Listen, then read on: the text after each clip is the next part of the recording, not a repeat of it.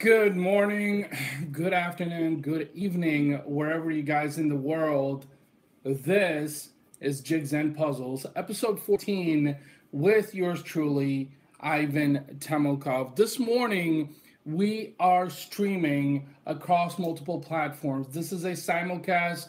We are live on Facebook, on Twitter, and YouTube as well. And you are watching a very special episode of Jigs and Puzzles, a special episode special to me.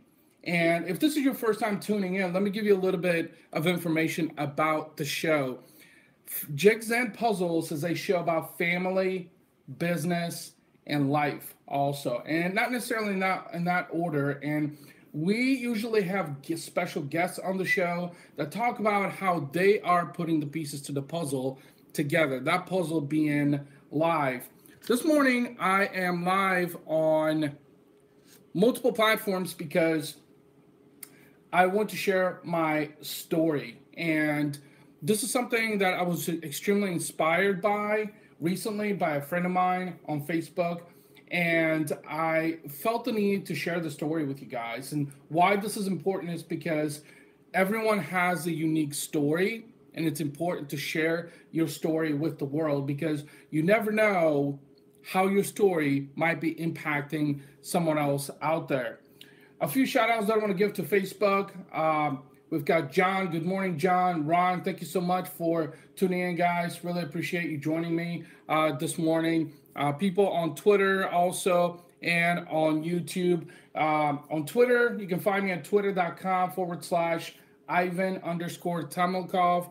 On YouTube, it's just youtube.com/Ivan Temelkov. We are streaming live on Facebook, Twitter, and YouTube this morning. So I have been very fortunate over the last couple months to have some phenomenal guests on my show. People that have extraordinary stories, people that have experienced a lot, that have experienced on an emotional and a physical level. And I have been so fortunate to be able to meet these people and most importantly have them on the show to share their stories. So I felt that this was my time after now a couple of months running the show that I wanted to share my full story with you guys. And just a bit of a forewarning, I've got some green tea that I'm drinking here because I have a really hoarse throat and I'm truly hoping that my voice does not go out on me this morning. It is that time of year. Trisha, good morning. Thank you so much for joining me here on Facebook. People on Twitter, thank you so much for watching also, and on my YouTube channel as well. Thank you guys so much for tuning in. Where do I start? So let's go way back, about 38 years ago. I am 38 years old now, and I want to take you through my journey of how I even got to be where I am today and why this is so important and why I wanted to share this story with you guys. I am the son of an immigrant family, as most people will consider. I was born in Bulgaria, Eastern Europe. I was born in 1980, in January 1980, and a lot of people, based on generations, would consider me an upper millennial also. And I also see myself as an upper millennial because I have grown up on technology as well. And a vast majority of my life has been surrounded by technology and the curiosity behind technology, being a tech geek. I was born into a family that was low to middle class. My father was a musician. My mother was a secretary at a university back in Bulgaria. We lived in a city called Ruse, which is up north on the Danube River and borderlines Romania. And so for a good portion of probably 10 years of my life, that I would say from 1980 until 1990, my father traveled quite a bit. My father was a musician and in an opera. He played a classical music, an instrument, trombone. And so he spent a lot of time touring and traveling all over Europe. So I got to really see him barely when I was little, from the age of, infant all the way to about the age of 10. I barely got to see him because he was traveling so much um, on his job.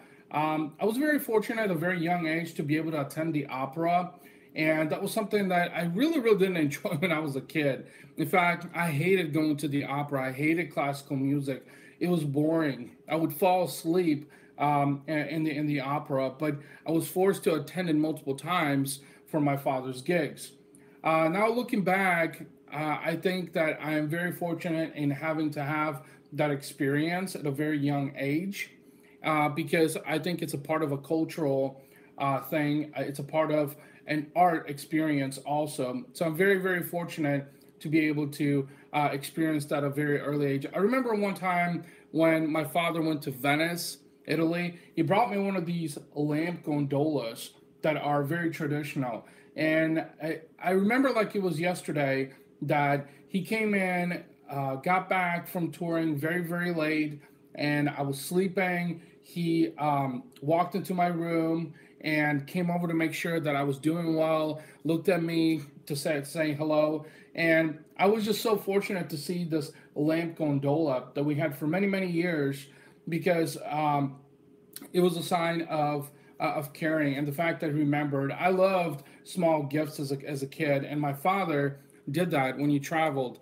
Both my mother and my father always strive to find ways how to make more money.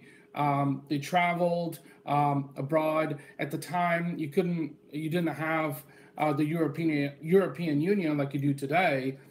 So they would have to give visas every time that they would go abroad to Romania, to Germany. Sometimes they would even cross over illegally, also. And but they did it anyway because they saw an opportunity and they embraced that opportunity. So they travel in Eastern Europe. Now, one thing that a lot of people don't know is that since I was raised in Bulgaria, from the age of being an infant to 1989, um, I lived in a communist country, and therefore we were unable to celebrate holidays. You would be arrested if you celebrated holidays with your family. So I really didn't know what holidays meant, Christmas and New Year's, until about the age of 9 because we couldn't really celebrate it. And now looking back and being a new parent, also, I realized the importance of the holidays and why holidays are so important because they bring family together. And that is one of the most joyous, most cherished things to me is to have family together, regardless of the circumstances. So up until the age of 9, we could not celebrate the holidays. When I was 10 years old, so this was 1990. Now, the span of 1980 and 1990, my parents traveled a lot. My father played the trombone. My mom was a secretary. We were really, really struggling. We lived in an apartment on the 6th floor. When I was in school, I would be kicked around. I would be bullied. People would call me names. There were a lot of times where I felt like I was a misfit, that I didn't belong. And it created a very low self-esteem, I think, from an early age. And I think from my parents, they saw that as normal, that, it's just kids being kids. And I think that was one of my first encounters of bullying, at a very young age, which I think created a very low self-esteem for me later in life. Something that I eventually overcame, but at a very early age, it created that self-esteem. Um, my parents smoked while I was young. I remember at a very young age, right around the age of 9, 10, that they would have friends over and that they would celebrate. And the two-bedroom apartment that we lived in, so me and my sister actually shared a room together, while they had their bedroom, and then we had a kitchen also. And this was a very tiny apartment, to probably right around 600 square feet, roughly. So we shared a room with my sister. My parents smoked, so I think it was at that time at a very early age when I was also exposed, to smoke, which later on in my story will actually come into play as well. So when I was 10 years old, this was around October 1990, my father had decided to immigrate. He saw that everything was bad back home. That economically there were no changes, there were no jobs. We were struggling. They were struggling to make rent. We were barely getting by. There's actually an episode of Better Late Than Never with William Shatner right now that's on TV. And there's an episode where they went to Germany and they drove one of these Warburg. It's called a Warburg car. And that's one of those cars that we had. I mean, this car could barely do 60 miles an hour. We were very poor. My parents were struggling. So my father decided to immigrate to the United States. This was October of 1990. And a lot of friends and family at that time thought that my father was crazy, deserting his family and just going out on a limb. But he did it anyway. He came to the United States. He immigrated to the United States, and it was really because of in pursuit of a better life for his family. That is the main reason that he did it. And I'm so happy now, just looking back at that many years. Going back to 1990 when my father made this choice, because this was probably one of the best choices that he has made in his entire life. And this was just one of those complete, unforeseen, unpredictable, unexpected things. And so when he came to the United States, when he immigrated here, he had about $400 in his pocket. And he was trying to figure out, okay, what do I do from here? Where do I go from here? So when he arrived in New York, he literally just opened up the map and said, okay, there's a bunch of people in St. Louis, Missouri, which is where we reside currently. And there were a lot of people, also a lot of Bulgarians that also had arrived and that were going that direction. So he came to St. Louis, Missouri. And when he came here, of course, as any other immigrant, he was trying to find the best way to earn a living, to obviously have an income of some sort. And his number one priority was bringing his family, bringing myself, my sister, and my mom also here to the United States. So over the course of the next 3 years, from 1990 to 1993, my father worked 3 jobs, literally nonstop, day and night, as much as he could, to save as much money that he could, just so he could bring us here so we could have a better life and have more opportunities. And now when I look back at this, is a lot of people would say, oh, that's not true, Ivan. Your father didn't work 3 jobs. Guys, I got to tell you, I was completely blown away at what my father did and how dedicated he was to his family. And I think this is why now, being a new father also, I'm so dedicated and committed, and I want a better life for my own family, because my father, went through this. My father literally worked so hard to be able to come to this country and make a better life for his family. I have been so fortunate, honestly, and the reason I'm sharing this with you guys is because over the span of 3 years, from 1990 to 1993, my father literally worked tirelessly. He worked multiple jobs. He worked extremely hard. He tried to save as much money as possible so he could bring us there. So now keep in mind, as I was 10 years old in 1990, and just remembering all of this, as it seems like it was yesterday, because when he left, it was really, really tough.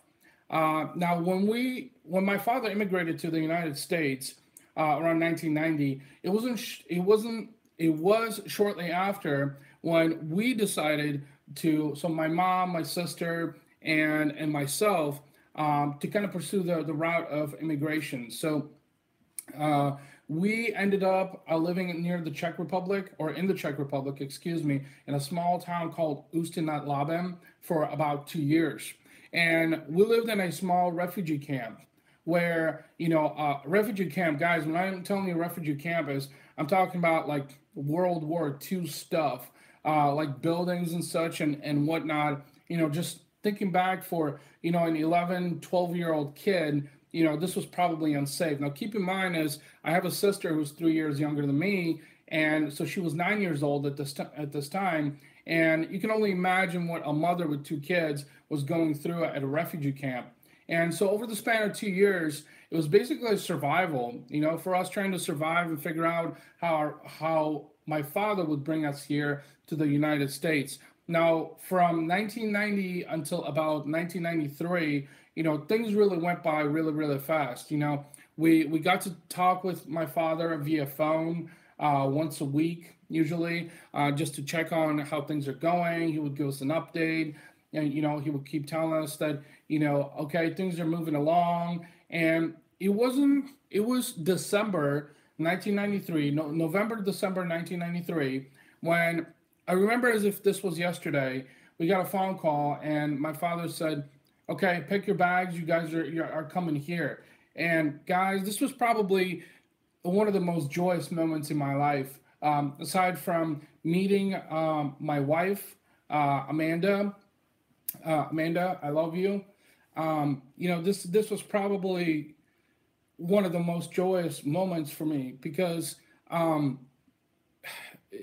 just thinking back what my father went through and the sacrifices that he made for his family. I can only imagine if I can be half the man that he is, to be able to do that for my family. And the reason I'm sharing this with you guys is because after going through all of this and living in a refugee camp and having a high sense of uncertainty and not knowing what's going to happen, going out on a limb, taking a giant risk is eventually, I mean, that's really what you have to do sometimes. If you want something really, really bad, sometimes you have to take a giant risk. And this is what my father did. So when we heard the news that we were coming to the U.S., I mean, this was probably one of the best feelings in the whole world at that time.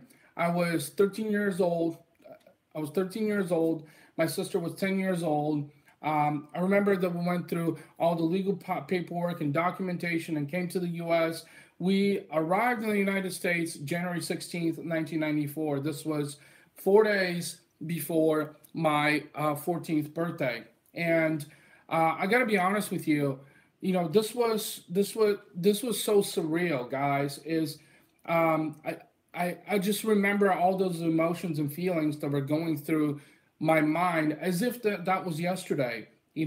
I just remember feeling so joyous, feeling so overwhelmed, very, very happy that this was a new beginning also. But being 13, 14 years old, it was so new for me that I wasn't really sure how to interpret it.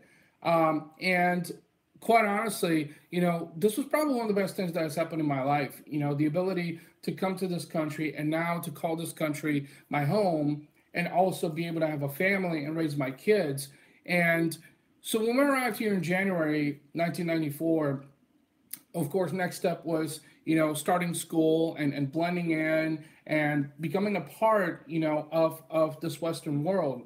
It was so new to me. I didn't know any English at the time when I got ready to start school. So in 1994, I did about 6 months of seventh, then into eighth grade, because they weren't unsure of where to place me, also based on my knowledge. So I kind of went through these tests at school to kind of figure out what my knowledge level was, so they could figure out what grade to place me in. Now, keep in mind, I'm a 13, 14-year-old kid who barely knows any English. In the first 3 months, from January till about March, April, May of 1994, my only goal was figuring out how to learn English.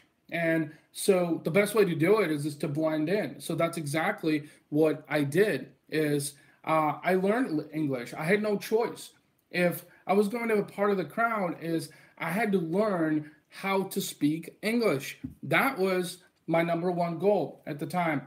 I know many of you guys tune in, Dave, Bori, Christina. I want to give a shout out to John. Thank you guys so much for watching this morning. We are live on Facebook, on Twitter, on YouTube as well. And I'm sharing you my life story. This is really important to me.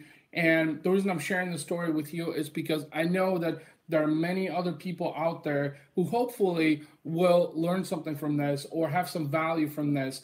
I'm sharing the story with you guys is because I'm so fortunate to have gone through this chain of events, and I'm so ecstatic about what's going to happen in the future. The future is bright, and I know that there's many great things to come, but I wanted to share the story with you guys because it's extremely important to me.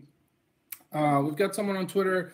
Speak speak Russian. Well, I'm Bulgarian, so I do speak Bulgarian, which is a Slavic language, but also have a lot of English speaking people who are watching on Facebook and also on YouTube as well. So thanks so much for chiming in. So when we arrived in 1994, 3 months, 4 months, I'm learning English. Now, during at this point in time, is what I realized is that I was a misfit. I was an outsider. I was an alien. I was an immigrant. And that's exactly how I was treated at school. I was kicked around on the bus. I was bullied. I was called names. Anything that you can name. And I think this was also when I kind of reminded me from an earlier age also that of the bullying that I experienced. And this was just on a much more significant level. And this is something that is really dear to me because at that time, I don't know if it was my parents or the teachers, but it didn't seem like it was such a big issue. That bullying wasn't such a big issue. That it was just perceived as kids being kids, and that is not normal. Kids don't. The fact that most people perceive it that way, even nowadays, is very, very, very disturbing. And this is why bullying is something that's dear to me, something that I don't. I want to be sharing with my son also, and also teaching him that it's not okay to bully other kids, no matter what.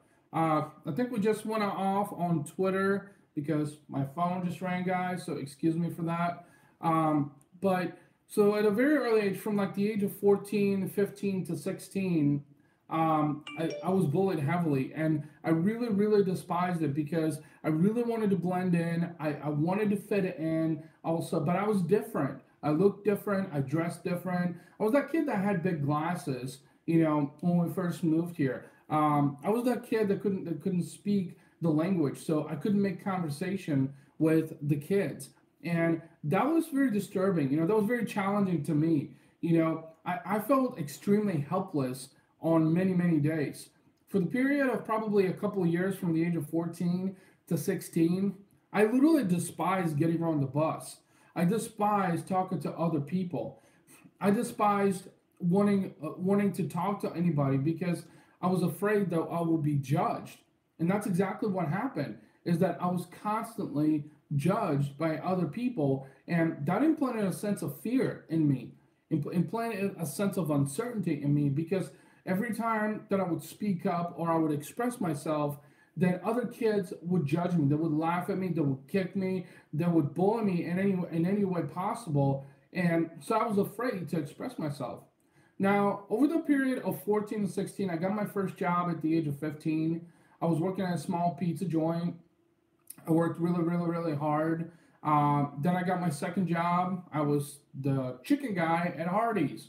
And I worked tirelessly a couple of summers in a row just to save as much money as possible because I wanted to make my first trip back home to Bulgaria after being in the United States for 2 years and to be able to see my friends also. So I did just that. I flew abroad at 16. It was a great experience to fly across the pond. I got to tell you guys, flying across the pond is something that I dread, and I know that I'll have to do it one day, especially since now I have a 22-month-old son and I have a baby girl on the way, which I'm extremely thankful for. I thank the Lord for giving us this baby girl. But a 17-hour flight is absolutely, absolutely. I don't know what the right word is for it, but it's let's just put it this way: exhausting. Probably the best word that I can say. It's extremely exhausting. It's physically and mentally exhausting to be on a plane for that long of a period of time. But I know that one day I want my kids to see where I grew up so they can see my background and my history and how everything happened and how I got to be where I'm at today. So at 16, I visited. I spent the summer. It was a great summer. I came back. Then at the age of 18, I was so fortunate enough to take the U.S. citizenship test. Now, guys, I'm going to be honest with you. Is this probably one of the most rigorous tests that I have ever taken? It was.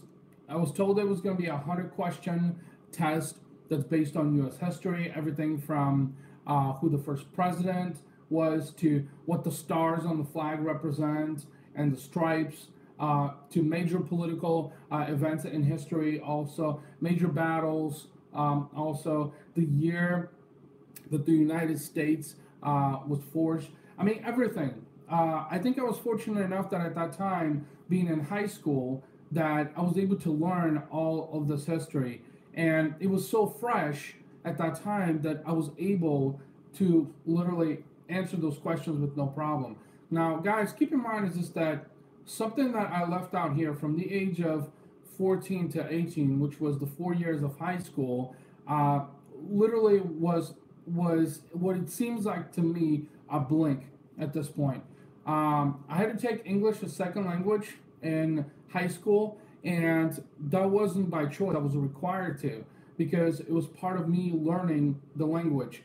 But I felt like just because I was in ESL, just because I was special, as many people would consider me, that other people looked at me differently. I felt like there was no change. There were none of the kids wanted to talk to me. I was the kid that sat at the end of the table during lunch. Also, I was the kid that was called names. The bullying kept going on up until probably my junior year of high school. I missed out on so many opportunities in high school because I was lost. I didn't know what I was supposed to be doing, and what wasn't really helping is just that my parents never went through something like this. You know, I'm the son of an immigrant family and now a naturalized citizen, and therefore my parents never went through this experience. That they couldn't share the expectations and things that I should plan for. And that is something that now having gone through this, when my daughter gets to high school, then I'll know the kinds of expectations and how to prepare them and educate them about what they can expect during their high school days. But I was lost from the vast majority of high school. I almost didn't graduate, to be honest. I got my diploma. I didn't get to walk in the ceremony because for the first 2.5 years of high school, so middle of my sophomore year going into my junior year of high school, I was very motivated. I was doing well. I was a straight A student. I was doing really, really good. But eventually, all the low self-esteem and all the mental issues and all the disconnects that I had, the fact that I didn't belong, you know, or I felt like I didn't belong, literally got a hold of me. And there were some moments I feel like there that I just didn't want to keep going at that point.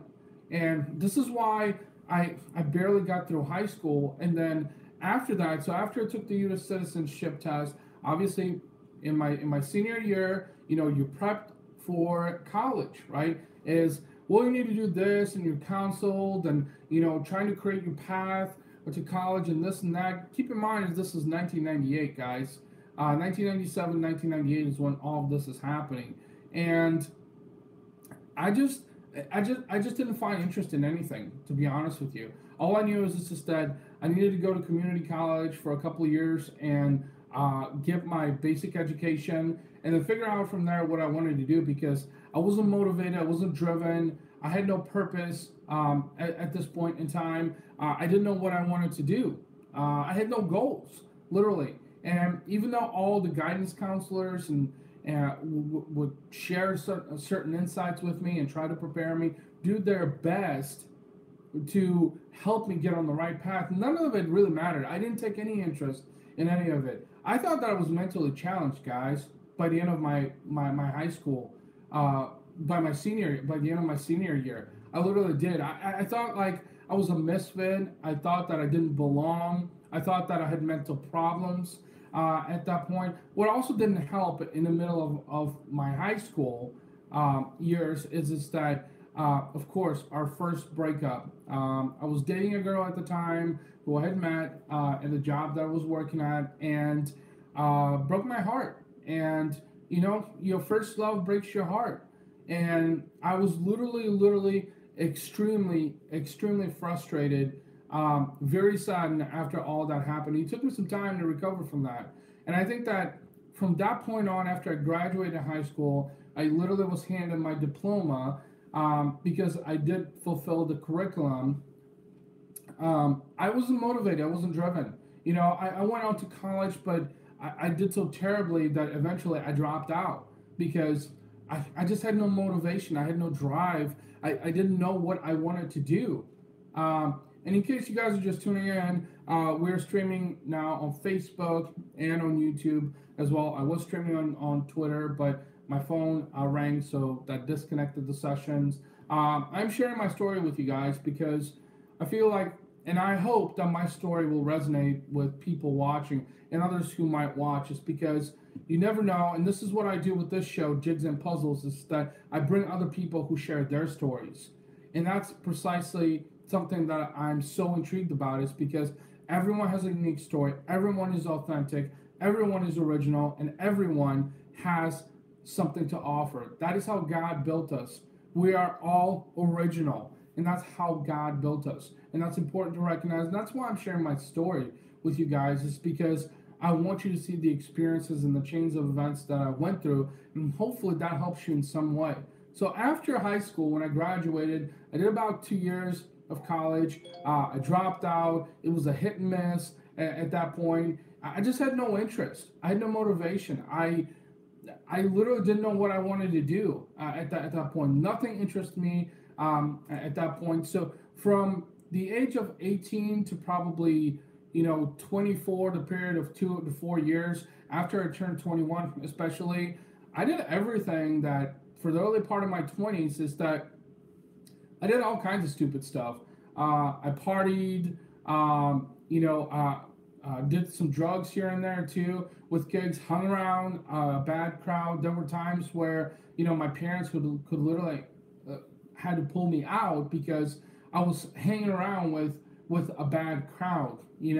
I was living at home also. I had literally nothing going on for me at that point. At one point, I was working 2 full-time jobs, and the only thing that I was doing is blowing hundreds of dollars every weekend on drinking and smoking. So another thing is, at the age of 16, I started smoking as well. I smoked from the age of 16 until the age of 26, roughly 27.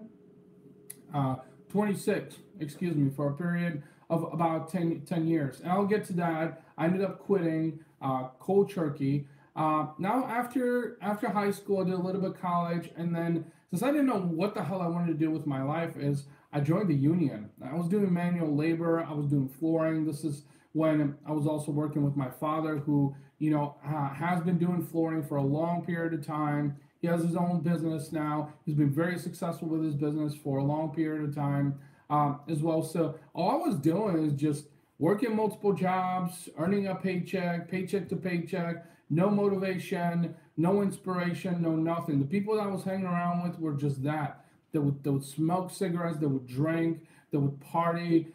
They had no aspirations. They had no drive. They had no goals. They had no purpose in life. And of course, me, the immigrant, at this point, I'm 21, 22, 23, 24 years old. I felt like I had nothing to live for. All I was doing is just getting by every day. And that didn't help that I didn't have any positive people in my life, which I knew that at some point I needed to change, but I was afraid. I was afraid to make that change. Inside, I had a very low self-esteem. And to this day, I think still have a low self-esteem, which is something that I'm desperately working on. So, I'm getting by, and then at the age of, so this was, fast forward 2006. At that point, it was like, all right, I've partied, I've smoked, I did some drugs, I hung around with bad people, got arrested once. Fortunately, wasn't penalized or anything for anything heavy aside from spending some time for a couple of hours in jail, and that was it. Never got any kind of a record or anything. So at that point, it's 2006, and I'm sitting here wondering, I'm like, what the hell am I doing with my life? I'm 26 years old. At that point, I had met another girl. We were talking for 3 years. That girl ended up being my first wife, also, and who I met online, by the way. Keep in mind is that something I didn't share is this: when we first moved here, my father also had a small pizza joint. And so I was that kid that was on the computer and dismantling stuff and getting on the internet. And my father wondering what the hell it is that I was doing and that I wasn't, making anything out of my life. So in 2006, at that point, I knew that I love technology, that, I was working dead end jobs at that point. I wasn't getting anywhere. I had partied for what it seemed like a period of 3 to 5 years and just working like crazy and spending money on things like my car at the time. So in 2006, I saw a job ad for an online marketing company. It was actually a franchisee, WSI, World Sides International, that was here in St. Charles, Missouri, St. Louis. So I live outside of St. Louis, about 30 miles in St. Charles, Missouri, along the Highway 70 corridor. If you're going west towards Kansas City. So I see this ad and I'm like, all right, I'm going to apply for this thing. It's a very minimal paying job, but at least I'm going to learn the skills that I need to hopefully build some kind of a career. Now, I came in and literally I feel like technology and software and marketing, online marketing. Keep in mind, this is 2006. This is before the huge social media burst and everything that had happened. So I stepped in and I started learning. That was my only choice. That was the only thing that I could do. Is I started learning how to build websites. I started learning how to do search engine optimization. I started learning how to do social media. And at the time, social media wasn't as popular. Also, I learned how to do paid media advertising, work with platforms like Google, and at the time, Yahoo also. Bing wasn't even around. So for a period of a couple of years, that's what I did from 2006 to 2008. And then I literally accelerated at a tremendous rate.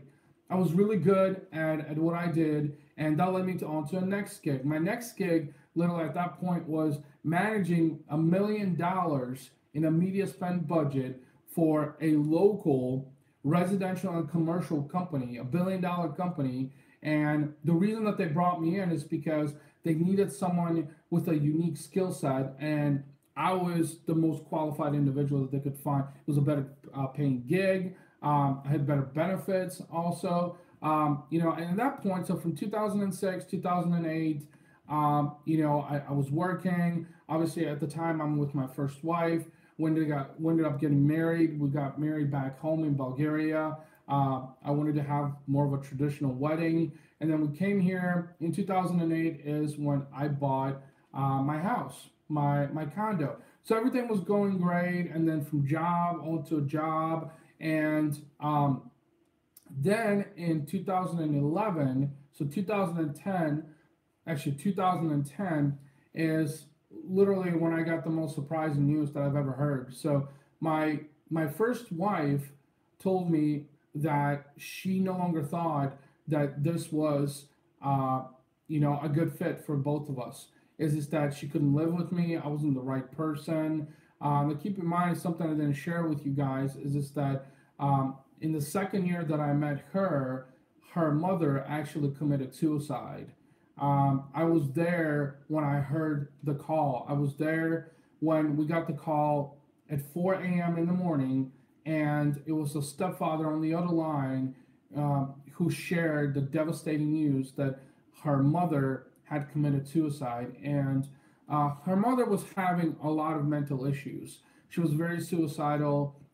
as well, and it was very, very unfortunate. So I think that eventually took a toll on her and it caused her to change, which people change all the time. So in 2010, actually, it was earlier than that, 2009, 2010. Thank you, Trisha. Appreciate that. We ended up separating and then divorcing. She ended up divorcing me at the time, and I was extremely devastated. I was saddened. I didn't know what to do at that point. I felt like I was just gaining traction on life. That I had a good paying job at that point. That I was helping her pay her bills also while she was going through college as well. To get her degree here in St. Louis. And, hearing that news was extremely devastating. So it was actually uh, early 2010. And so divorce was eventually finalized. She ended up moving away to Florida, which is where she's from originally. And I was left with my house, which I wanted to keep. And based on divorce decree and everything, I got to keep it. So I was fortunate about that. Now, from mid 2010 to probably end of 2010 and early 2011, I felt very lost. I felt very confused. I was emotionally broken. And yes, guys can be emotionally broken. I'll be the first to admit that. I thought that at that point I was probably going to be starting a family also. So that was 7 years ago, almost 8 years ago. I was 31 years old at that time. And, while I was making good money at the time, I thought I was building a career. My family life wasn't going anywhere.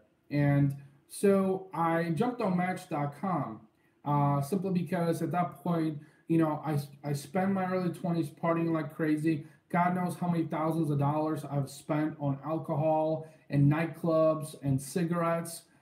If I could only recoup some of those expenses, oh my God, um, I just don't even want to think about it. But so I got on Match.com, online dating. This was 2000, late 2010, early 2011.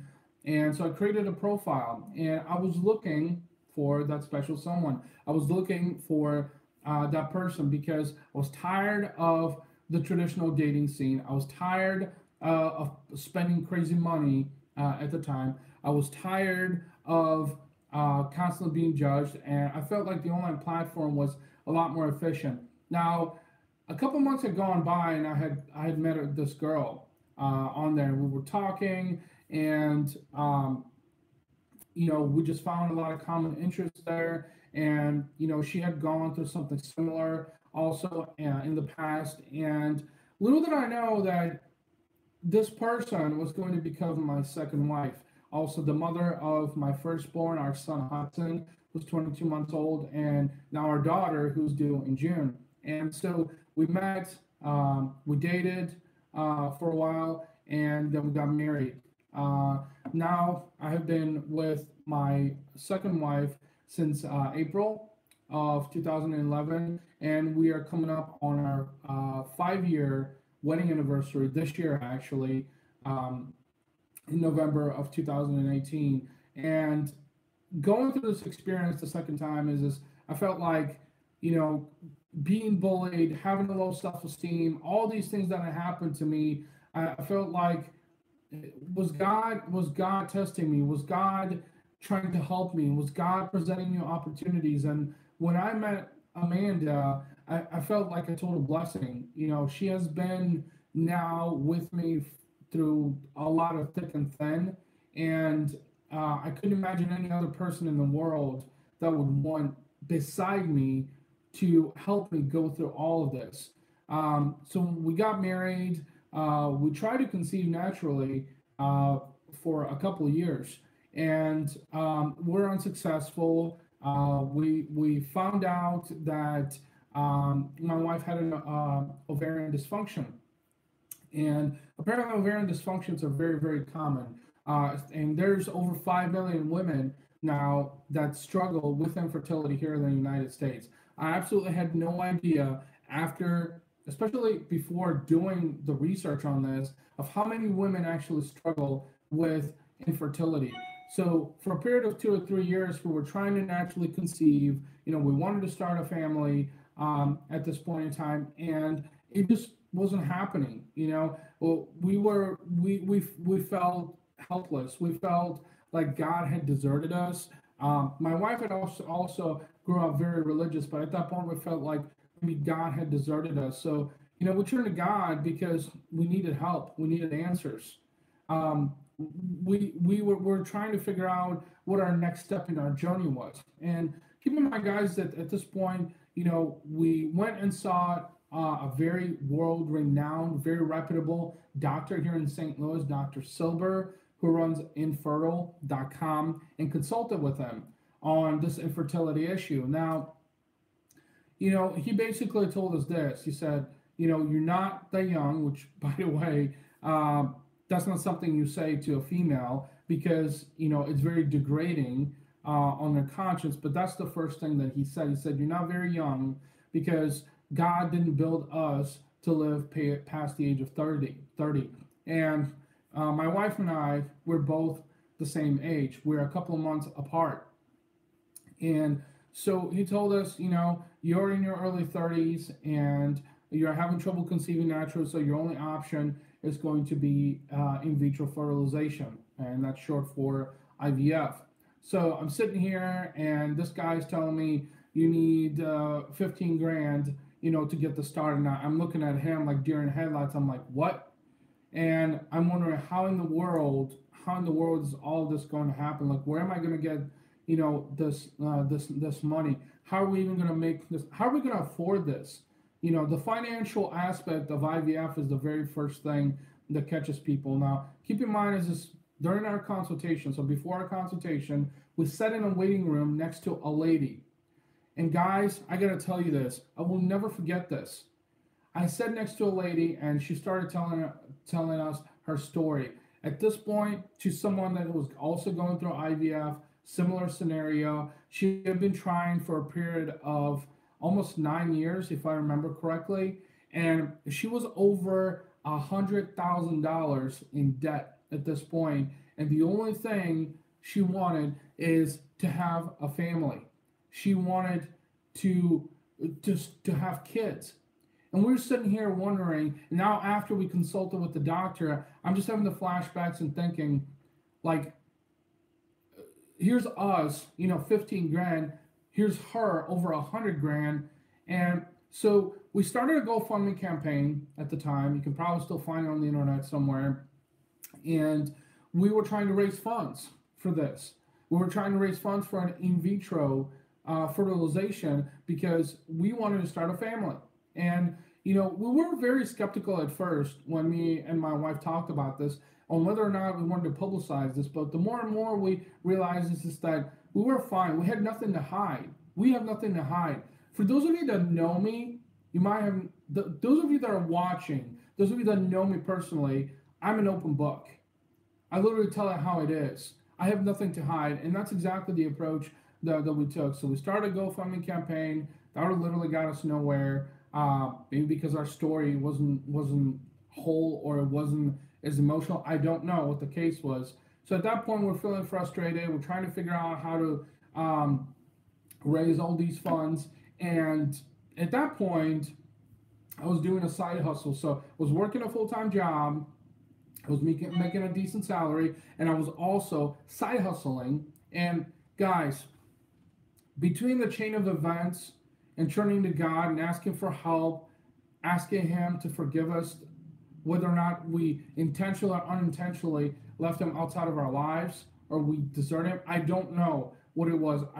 I do truly believe that it was God who was looking down upon us, and everything came together. Money came from somewhere. We were able to go through this procedure, and that is how our son Hudson was born. My son Hudson, which many of you guys have probably seen pictures on my personal profile, was born April 7th, 2016. He's going to be 2 years old this April. And I literally have no idea how all of this happened. It was probably one of the biggest joys that I've ever experienced, aside from, of course, coming to the United States, my father taking that leap of faith, meeting my second wife, Amanda. Amanda, I love you with all my heart. And then my son was probably, I would say, the third blessing, to be honest with you guys. Um, and so at that point, I mean, I have no words to express what we were going through at that point. Um, I knew I was happy. We knew that we took a major financial hit to make all of this happen. We knew that we needed medical assistance to make this happen. But now I have a healthy boy. We have a healthy boy. Me and my wife have a healthy boy. I love him more than life itself. And I don't know what I would do without him. Um, so then we knew that we also wanted another addition to our family. We wanted another child. We didn't want our son Hudson to be the only child. Um, so we were going through this process a second time, guys, a second time. And I'm going to be honest with you. If one day I write a book, I will share all of this in the book and more explicit details about the things that my wife specifically had to go through.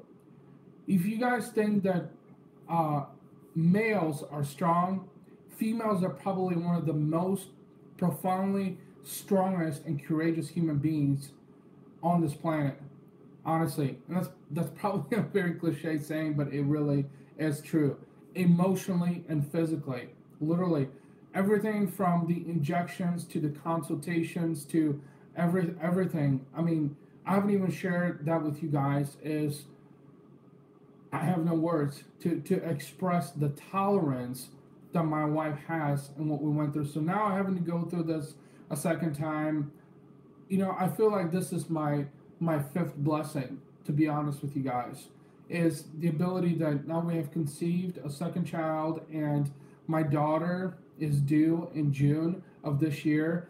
And even though I've had challenges, and something that I want to talk about in closing here with you guys is to wrap up my story is that my family is of the utmost importance to me. No matter what my family is what matters to me, and I will do anything in my power to protect them in the best way that I can. I will do anything that I can to protect them. Now, in 2015, I was very fortunate that with my father having his own business, I made a pact with him to help him run his business for a year. I said, look, let me help you run the business, manage the business for a year, and I think I can show you different results. And we were able to double in size. He was able to double revenue, and that was actually my second entrepreneurial endeavor. And I was very, very excited to be able to do that, is because I felt like I had something to offer. And it was a matter of just doing it. So my father had a platform, he had a business at that point. It just needed some fine tuning on marketing, customer service, some basic accounting, building an online presence. And by that point, 2015, I had been doing marketing for 9 years. So I worked for a lot of boutique agencies. I also taught here in the University of Missouri, St. Louis for 4 years. I taught a search engine optimization, search engine marketing course. I was the first adjunct professor to come in and build that course and that curriculum as part of UMSL Digital, which is a continued education program.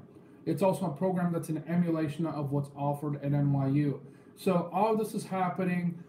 Infertility, my second entrepreneurial endeavor in 2015, helping my father's business grow year over year. And then it was in 2015 that I thought it was finally time for me to take a leap of faith. It was finally time for me to pursue my true passion. My passion is wanting to help people, wanting to help brands, wanting to have transparency in business and marketing, because I'd spent a valiant amount of time in the agency world, and all that I would see is a lot of fluff, a lot of dog and pony shows, a lot of over-promising and under-delivering, and I wanted to do business differently.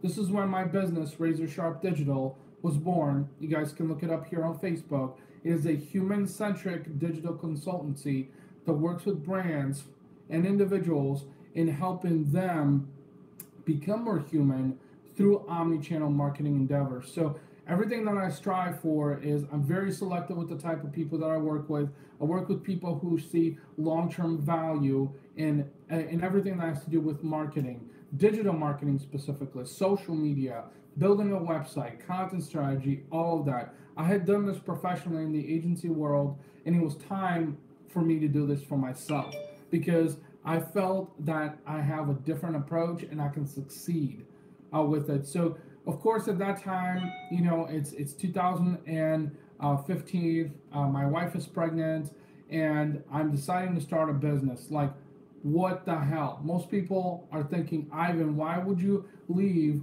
a salary job and try to start a business? But guys, I got to tell you this, that starting my own business was also one of the best things, one of the best decisions that I have ever made, because I realized at that point that if I ever wanted to do something, if I wanted to be successful with something, something that was my own, something that I built, something that I truly believed in, I needed to take that leap of faith. I needed to take that risk, finally. So I left a salary job and literally invested whatever money I had into starting my own business. And over the last couple of years, this has been, a journey. It has been a challenge. There's been a lot of obstacles along the way. I've had to make some sacrifices. But guys, I got to tell you this, is taking the risk, taking the leap of faith, starting my own business, even given the fact that I have a family, I have a second child on the way, was probably one of the best decisions that I've made, because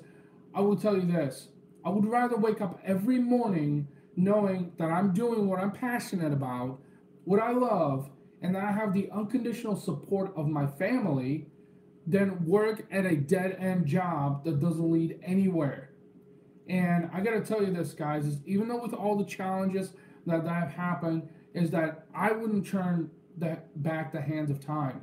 I will tell you that. I would not do that for nothing, because there's a reason why things have happened this way. I'm a firm believer of that.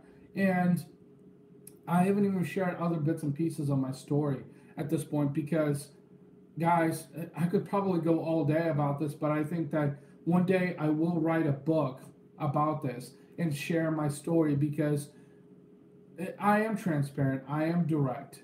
I have nothing to hide. Anyone that has ever met me will tell you that I am just that. I tell it how it is. And this is precisely how I do business. So nowadays, when people ask me who Ivan is, you can check it out on my Facebook page. I'm an entrepreneur.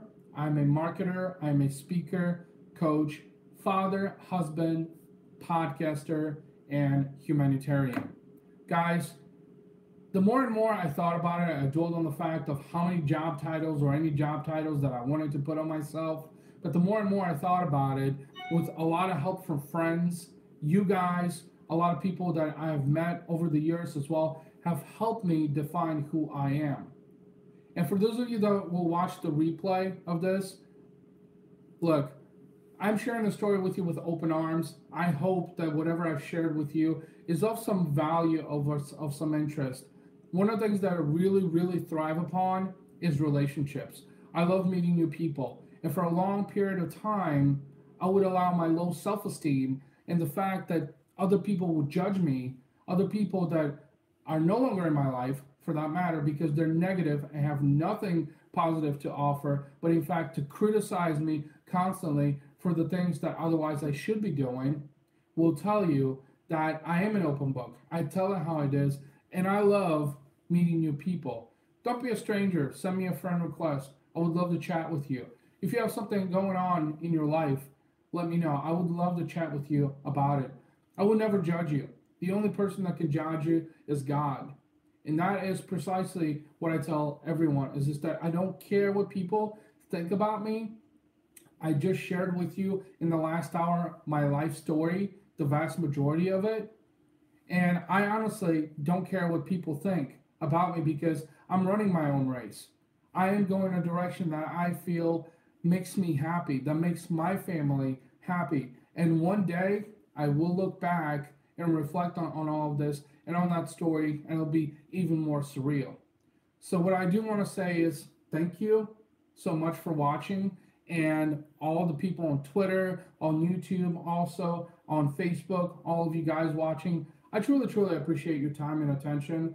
I'm so fortunate to have met so many great people, especially over the last 3 months here on Facebook. And I truly, truly thank you so much. I really do from the bottom of my heart because it means a lot to me. It really does. Don't be a stranger. Reach out to me. I would love to talk to you, whatever it is. Maybe you have something going on in your life. Maybe you need a person to talk to. Maybe you need some advice about business or marketing, whatever it might be. All of that I mentioned. I would love to talk to you guys. So once again, my name is Ivan Temelkov. This was episode 14 of Jigs and Puzzles with yours truly, and this was my life story. Thank you so much for watching. Hope you have a blessed day, and I look forward to chatting with you. Bye-bye.